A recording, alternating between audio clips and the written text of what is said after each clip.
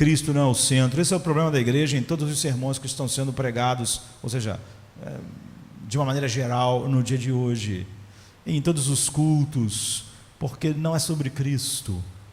As orações não são sobre Cristo, os cânticos não são sobre Cristo, de fato. Então nós fomos criados para encontrar em Cristo a nossa satisfação. É sobre isso que o Evangelho é. Porque eternamente o Pai encontrou sua satisfação em seu Filho. E nós fomos criados para que os nossos corações encontrassem descanso em Cristo. Qual é o drama de hoje? É que inventaram um evangelho onde as pessoas dizem que é possível ser salvo e não encontrar satisfação em Cristo. Serem salvas e não encontrarem descanso em Cristo. Mas nossos corações foram feitos para encontrar descanso em Cristo. E nós somos feitos para encontrar satisfação em Cristo de tal maneira que é impossível encontrar Cristo e não encontrar satisfação. Ou encontrar Cristo e não encontrar descanso. Por isso Agostinho começa uma das maiores obras que o mundo já viu. Ninguém influenciou tanto a igreja quanto Agostinho. E ele abre como: nossos corações foram criados para ti e não encontrarão descanso enquanto não encontrar descanso em ti. Mas hoje, ao contrário desse resumo maravilhoso do que é o evangelho feito por Agostinho, algumas pessoas dizem que alguém pode ter Cristo e não ter descanso, ter Cristo e não ter satisfação, mas nós fomos criados para encontrar só nele satisfação, e só nele os nossos corações descansarem. Então, com toda a simplicidade possível, cada sermão no ano de 2019 aqui em Jardim da Luz foi sobre prazer, deleite, descanso e paz em Cristo, porque não há nenhuma outra coisa que você possa falar a respeito dele. Se Jesus é Deus conosco, e se a verdade é, como Romanos 5:1 diz, que justificados nele nós temos paz com Deus, então cada sermão foi sobre isso, o deleitar-se em sua plena suficiência. Se nós falarmos que existe alguma coisa na nossa alma que Jesus é deficiente para aquilo, nós estamos dizendo que ele não é quem a Bíblia diz que ele é, e quem o Pai diz que ele é. E o Pai diz que ele é suficiente para enchê-lo de alegria eternamente. Você pode dizer, ele não é suficiente, mas isso já não é mais o Evangelho. Você vê, o grande problema do Evangelho não é numa época do ano, se as nossas criancinhas olham para o Papai Noel. O problema é que a igreja passa o ano sem olhar para Cristo e considerar tudo o que ele é, como Cristo revela esse Deus surpreendente, como ele gera e define tudo que nós somos, a igreja, como ele é as boas novas é Cristo, e são boas novas de grande alegria, e como ele não apenas dá forma à vida cristã, Jesus é a vida cristã. Por isso que o apóstolo diz, quando Jesus, que é a nossa vida, por isso ele diz, o viver é Cristo.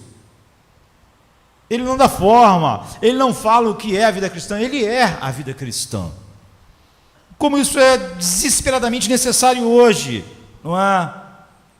Em outras épocas, isso não foi tão tremendamente, a defesa disso não foi tão tremendamente necessária, porque era isso que estava em cada sermão. É óbvio que do mundo, o que você tem do mundo? Você tem do mundo o que o homem é, mas não era o centro do que estava na igreja. Hoje o que nós temos no centro? O humanismo secular, não é?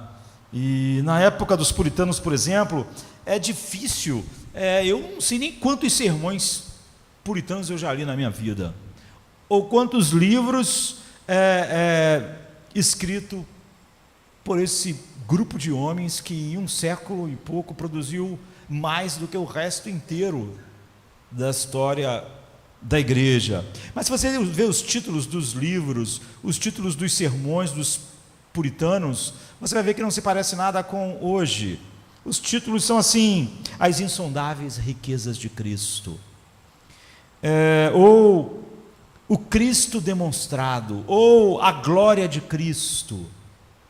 O sermão de Jonathan Edwards sobre Jesus como Cordeiro e o Leão é o maior sermão que eu já vi em toda a minha vida. Para mim é o maior sermão da história da igreja pós-apostólica. Mas hoje, O que é que vende? Hoje, que tipo de livro faz o vendedor pensar, esse aqui é um bom produto?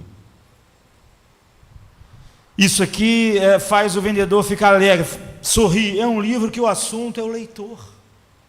E isso é o mesmo sobre os sermões.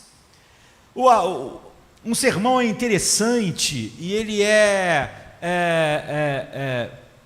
relevante se ele é sobre as pessoas, sobre o casamento das pessoas, sobre a dor da pessoa, sobre a pessoa, sobre a própria pessoa. E como nós queremos falar sobre as pessoas, a Bíblia não serve muito, porque ela é sobre Cristo.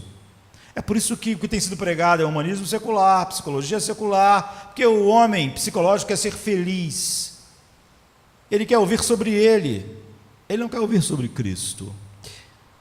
Meus problemas, a criação dos meus filhos, minha família disfuncional, meus hormônios, a bioquímica do meu cérebro, a crise de determinada faixa etária, de idade.